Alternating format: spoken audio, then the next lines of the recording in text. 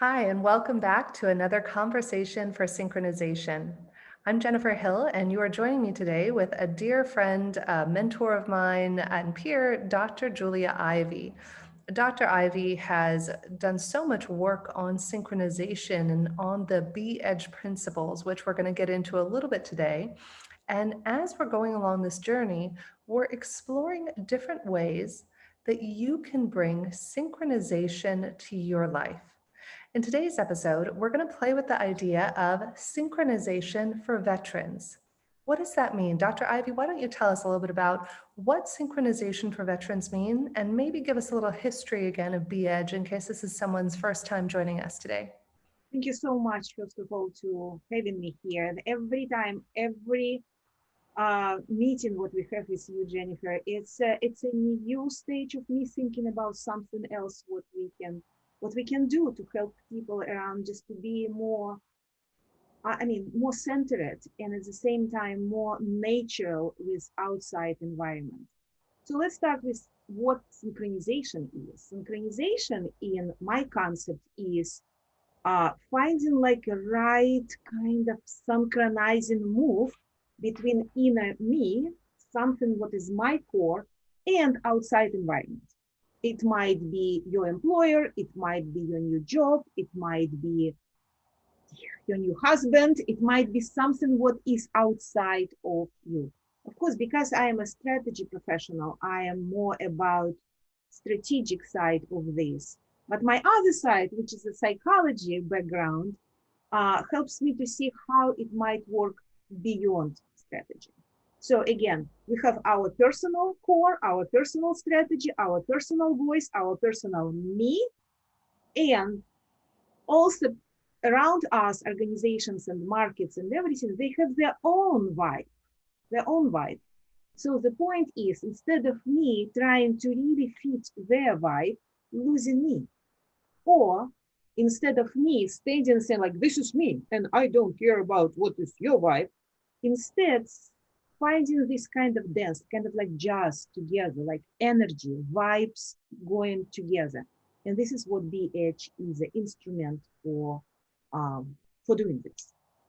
Yeah, and I want to share with people, thank you for joining us today, by the way. Whether this is the first time that you're joining us for one of these episodes, or if you've been exploring some of the concepts that we've talked about in the past, such as synchronization for millennials, synchronization for neighborhoods, what Dr. Ivy is referring to is really that synchronization is the foundation of having a happy, fulfilled, successful life. Right before we went on, Dr. Ivy and I were just joking about like, hey, how do you have a life you love? How do we have it all in today's society where there seems to be a lot of fear and a lot of restriction on what we can and can't do? Well, the way to have everything work for everyone is to find ways to synchronize. And so often we're too busy worrying about ourselves or trying to handle me, mine, and survive that we forget that synchronization is an option. So, Dr. Ivy, tell us a little bit about why synchronization matters to veterans and for veterans, and what we can do to begin to bring synchronization to the veterans in our communities. Veterans are people who devoted themselves to protect us, right? To protect us. So we can like roughly divide all these veterans into two groups. One is people who served 6 years, so the whole career in front of them. Other group is a career military people. So they spent like 25, 26, 30 years in military. But both these groups, for 6 years or for 30 years, they found their right vibe inside of military. They knew what they did, they knew what the purpose was, they knew why they were here, and they built up competences to be good in what they did. And they are good in what they did. The problem happened the moment when they leave military and they join civilian work. They already accumulated so much competencies. They're so good in their personal focus. They know who they are. They're so good in their social capital. They know how to communicate with others to make things done. And they're so good in professional level. So personal, social, professional, to again, to make things done. When they join civilian work, civilian life, unfortunately, so often we say, thank you for your service, sir, and kind of assumes that they are supposed to start over. Mm. So they feel not synchronized with the new environment because the new environment has a different vibe, different rules of the game, different goals. And this is where the problem happens. Do you know that every day 22 veterans commit suicide? Mm. 22 once every single day. Just imagine this. And if you think about this, if they don't do it because they don't have money, they don't do this because they don't have skills or survival, etc. They do this, I mean, for different reasons, but often just because they cannot find themselves in a new life. So synchronization is to help them to provide, not to help, it's the wrong word, to Mm. provide them with instruments. Mm. They are already so good, to provide them with a tool which can first take everything what they already accumulated to define with this unique their own core and synchronize this with new external environment using what they already accumulated instead of starting over. This is the synchronization for them. Being true to themselves, but learning kind of a different dance, different game, different sport, I would say. So this is synchronization, synchronizing their personal strategy and strategies of new employers and new industry. So let's talk about this because it sounds great from a hypothetical 100,000-foot view. Okay, let's help our veterans synchronize and let's lower the suicide rates. Let's help them to have a fulfilled life and support them. And quick aside to all of our veterans out there who are tuning in, or if you're sharing this and you have a loved one who's a veteran, truly deep, deep gratitude. My grandfather was a Marine, Semper Fi, and I was very lucky to be part of a charity called Makeovers That Matter, where we helped women veterans get makeovers and to reconnect themselves to feeling good about who they were as human beings. And what Julia is speaking about, what Dr. Ivy is talking about today, is not all that different. I think that as human beings, whether you're a veteran, whether you're somebody who's moved to a new area, whether you have a different viewpoint than maybe other people in your office, we often feel a lack of a sense of belonging. And from the veterans that I've spoken with over the years, who many I respect and admire, of course, the journey they went on and the gifts and the things that they brought to our country and whatever country they might be in, what they do is they really have a sense of belonging and community when they're part of one of the different, disciplines. Maybe it's the Navy, maybe it's, the Army. They really have a strong sense of community. And what you're talking about, Dr. Ivy, is bringing this sense of community. So what can we actually do? What is a tangible step that, say you have somebody who's working for you who's a veteran, or you would like to hire more veterans on your team? What can you, or you have a neighbor who's a veteran, what's something you could do to help create that synchronicity between the veterans and yourself? Thank you so much for this question. Again and again, thank you for the question. Because BH, it's exactly the instrument for coming from 100 feet up to the very much, hands-on process. So there are 4 steps. And these 4 steps, veterans and organizations, employers who are interested to be with them, just have to follow 4 steps. And each of these steps, they synchronize. So Mm. the first step will be the personal step, personal strategy, personal capital. So this is a step when we ask professionals, we help professionals, we provide them with a tool to define, to elucidate their professional core. Not like an artillery guy, but this, like dimensions of capabilities they have, competences they have, like project management. They are so good in management. They're so good in observations and analysis. They're so good in making things done. Again, to the level of competences and define what is their core, which they want to be truly, multi-dimensional core, at least 3 dimensions. This is what makes them special. Then so much more than just veterans. They're just so much more. They have their own unique skill set.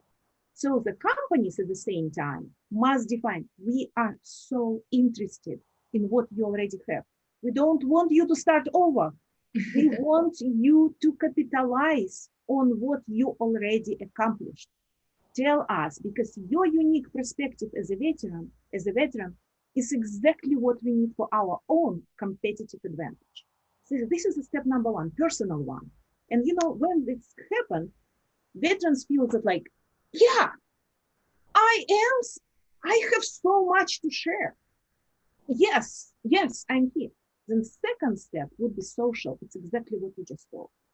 Social is when we ask veterans to bring their own social capital, or what, they have such a strong networks.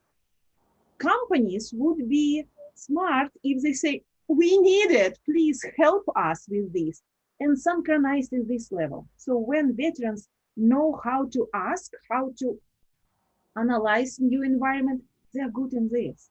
This is what they were trained, how to analyze environment. And the companies tell like, analyze us, for us to connect. And in the process of analyzing and learning about each other, it happens the second step. Let And me just go back for 1 second, Dr. Ivy, because I want to touch on this and make sure it's relatable for people and that everybody understands how to apply this. Because it's one thing when we talk about a concept, and it's another thing when we actually talk about a real life experience. So let's say that you have a veteran A, let's just call him a he. He had been in the service for 10 years and he was somebody who was a leader. Maybe he was a captain in the Army, let's say. So that person is a leader. So he now exits the Army and he knows that his skill is leadership. One of the things that I would invite people to do, if you're a veteran out there tuning in, if you're not clear, if it's not 100% clear, where maybe, okay, you don't know that leadership is your strong suit, like Captain A over here, then what you might want to do is ask people around you, what's my superpower? Ask the people, ask your commanding officer, ask the people you've worked with in the past, what is my superpower? What is that thing that I bring to the table? And then, as Dr. Ivy just mentioned, step two is to ask yourself, did that bring me joy? Before you go on to the actual step two of the social, did that bring me joy? Because let's be honest, guys, there are some of us out there who have things we're really good at, and it doesn't necessarily mean we want to do it. For me, taking out the trash. Yes, I can take out the trash. I'm very good at it. I hate taking out the trash, but figure out what taking out the trash is for you and what it is cooking, on the other hand, for me, brings me joy. So and start the to play with that. superpower, you are so right. And I want to add on this, that because just to be a leader, it's really hard to differentiate from others, because so many people, veterans would say, I was a leader, yes. But Yes. ask at least two more dimensions, two more competences Mm. to add here. What makes you different from other leaders, from other veterans who leave the military? And this is what 1, 2, 3 dimensions make you unique. And this is what you're absolutely right. Ask people around and ask, what am I good at? Yeah, and you can even create a Venn diagram, which is 3 circles of those multi-dimensions, and see what kind of shows up in the middle. And that's going to make it even easier to pinpoint the right jobs for you, the right companies that are going to align with your values. And I love what you said of step two, Dr. Ivy, about bringing in the social aspect. I know in all the years I've been recruiting, where I owned a recruiting company for 15 years, oftentimes it would be one person out of every 200 people who would have the best referrals. Like, there was just that one person, they had a great work ethic, they were a person that you could easily get a job for. And anytime I got a call from that person or an email saying, hey, Jen, I have this referral for you, I always would drop what I was doing and call that referral. And I know that it's the same with many of the veterans that I've worked with over the years, is that you can really vouch for. You've been in circumstances that most of us in business cannot even begin to fathom what it was like to be in the trenches, to be doing whatever you might have had to do to give up time with your family. And so really capitalizing, like what Dr. Ivy is saying, on your social network. The great news about that, that's a win-win. So many organizations offer $1,000, $5,000 referral bonuses when you bring in great team members, and then you get to work with people who you like and trust. So it's literally a perfect win-win for everyone. Absolutely, absolutely. And to bring this and like if each of us we ask how many people I can call in the middle of night and ask help, I bet that veterans have more than regular people because they know what comrade means, what friendship means. And this is if they bring us with them together to the company and company says like, we need this. Hmm. This is already make it so more comfort zone for veterans because they're within their own people, but also just make competitive advantage for the company. I love that. So let's talk about three. So what's step three in the process? Step three is the professional. So personal, social, professional. Professional is when the company gives you a real challenge. They're working right now. They're thinking about, they don't know how to solve this, but they don't tell the veterans just do this. They say, just please suggest your solution for this problem and don't try to fit our boxes. We know how we do our work. Do it using your own, this unique, your own experience from past, your own capabilities from past. You remember the first step, we define the three Venn diagram. Bring this, ask people from social, provide solution which we don't know, your different one, and take this ownership for this solution and make it work. And this All is right. exactly who they are. Dr. Ivy, I have to share a funny story with you. There is a brilliant gentleman named Mike Abershoft. And Mike Abershoft was given one of the worst ships in the whole Navy, right? Like, so he was given command of the ship. And people said, oh, it had like bad track record for not being a safe ship and having turnover on the ship. And one of the things that I love that Mike shares in his book called It's Your Ship, and he shared with me on a couple of interviews that we've done, is he talked about how when you're working with a team, no matter who it is, and he went to one of his team members, he said, listen, if you guys have an idea, if you have a complaint about something, I want to hear about it. Doesn't matter. And so there was this young kid who was complaining, and he said, listen, this is ridiculous. We're spending like 2 to 3 days every month repainting the whole ship, which took up a lot of man hours and time. He said, I have an idea. Why don't we? And the reason this was happening was because rust from the every time they put something new on the deck of the ship, it would cause rust to go down the side of the ship and then they'd have to repaint again. He said, why don't we just get rust-free, items to put on the top of the ship? And out of that saved the Navy thousands of man hours every single year. And they changed the way they did everything in the entire Navy. And it's such a great example. And I love how it's so true that any of us out there, yes, we've all been doing things the way we've been doing them for 20, 30, 50, 60, however many years. But if you're not out there innovating, especially right now in these times where things are changing moment by moment, you're not going to be around in a year. And so by allowing people to come up with these ideas and instead of saying, no, you can't, say, yes, and let's talk about how this is possible, these are the companies that are going to rise to the top. And invite knowledge from outside of their everyday job.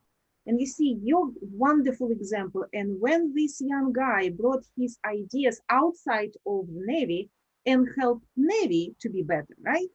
Yeah. So we are talking about maybe even opposite move, the same idea. Like one of my students, his name is Aidan Cox, young, extremely smart, straight A. And before joining university, he had 6 years in Marine. He was a head of intelligence for American embassy. But Wow. his age of 25, he already had so much built up expertise and leadership and responsibilities, etc. So right now he's graduating from top university of United States. And do you know what? With degree in finance and degree in strategy and degree in venture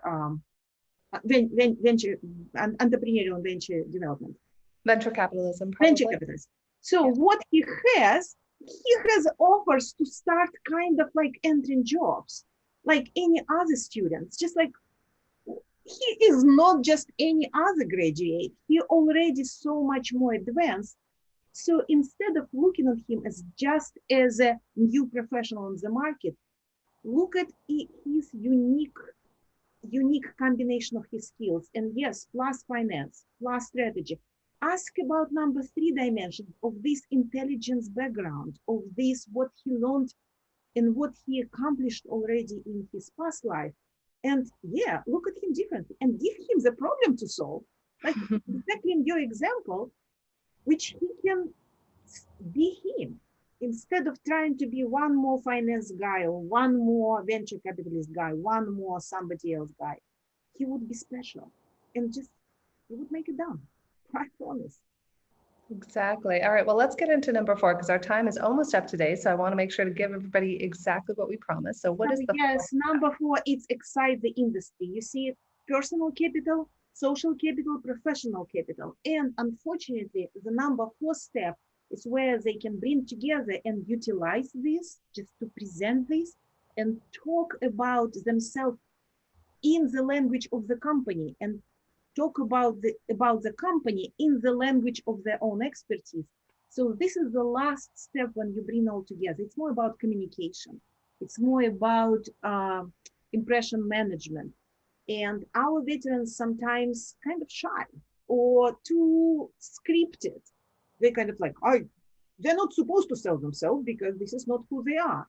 And it's not about selling themselves. It's about speaking about themselves through the language of the new industry and speaking about the industry through the language of their expertise. But I promise, if they do 1 to 3 step, number 4 step is natural. You will come the event like naturally because you already made the 3 steps. So step number 4 is utilization of personal capital, social capital, and professional capital, which you build in this process of synchronizing of the company. That's incredible, Dr. Ivy. Well, I'm so happy we did this, and I'm intending that everybody out there, if you have a veteran who is a loved one or a friend out there, please share this episode. Feel free. We dedicate this episode to all of the veterans around the world who have sacrificed their lives, their families, their livelihoods to protect our countries and our homes. And so, with the deepest gratitude, we wrap up today's episode, and we thank Thank you all very of the much. veterans. And I want to show, if you have veterans, just give them a gift. Give them a gift just to say, this is this instrument. They know how to make it happen. They just need just to give them a chance to be themselves. And they will do this very well. Thank you so much. Wishing everybody a wonderful, safe, happy, and healthy rest of your week out there. Thanks so much.